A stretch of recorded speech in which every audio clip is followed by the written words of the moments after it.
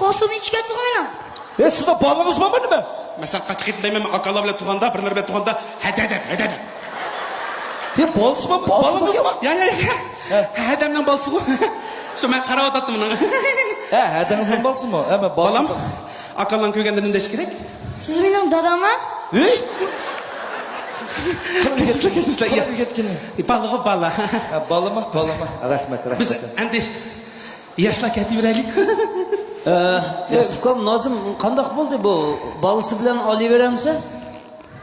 Qara. O'ylab boqing. O'ylab boqay, nimni o'ylansa, hozirgi zamonda Lyuboyadi basan aksiya, çay alsan qo'shiq bilan chinzlab berdi. Kava alsan muzivlab berdi. O'ylab boq, misolga bozorga kelib qolding. Bozorda kal sityapti. Ikkisining bari o'xshash. Birisi muziv bilan, birisi muzivsiz. Qaysini olsa? Muziv bilan olsa edi. Bal so'ngqapta So'ngqapti deb. Beqib og'ir bo'lmaydi dedi. Olaveramiz? Qana yoqdimi? Figursim yoqdimi? Hammasi yoqdi deydi. Keyin o'rniga olsa. Bu sahninde hammasini oldirib meni ko'tirib ochib ketsinchi. Ya Allah.